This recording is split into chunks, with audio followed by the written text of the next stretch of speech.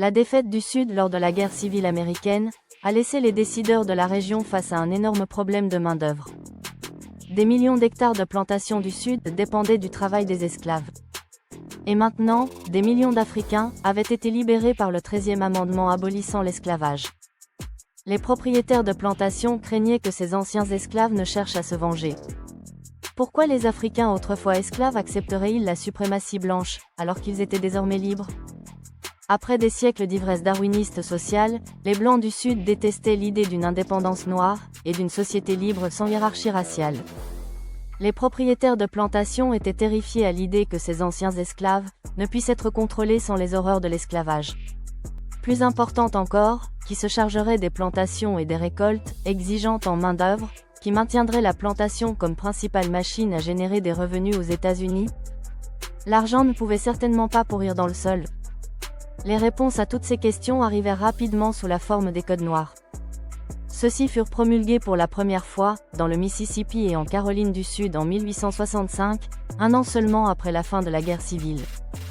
Ces codes noirs se caractérisaient par l'obligation absolue d'interdire l'inclusion politique des Africains vivant dans le Sud. Il était également crucial de limiter leurs droits à l'emploi et à la propriété, ainsi que de restreindre leurs déplacements et leur liberté de circulation.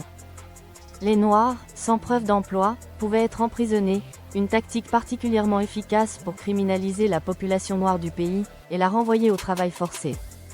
Les Noirs étaient interdits de siéger dans des jurys, et de posséder des armes à feu. Les codes noirs provoquèrent une réaction législative du Nord, sous la forme du Civil Rights Act de 1866. Ce texte déclarait que tous les citoyens, à l'exception des Amérindiens, devaient bénéficier d'une protection égale par la loi. Mais cette législation était inefficace. Face à l'ampleur de la peur et du ressentiment des Blancs, à la demande économique d'une vaste réserve de main-d'œuvre, servile et bon marché, et à la priorité sociale et politique, du maintien de l'exclusion des Africains.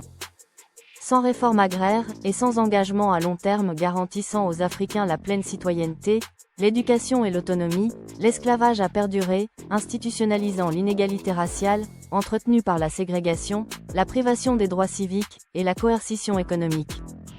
Les codes noirs ont ouvert la voie à un asservissement racial complet par le biais des lois Jim Crow, qui ont défiguré la société américaine pendant des décennies.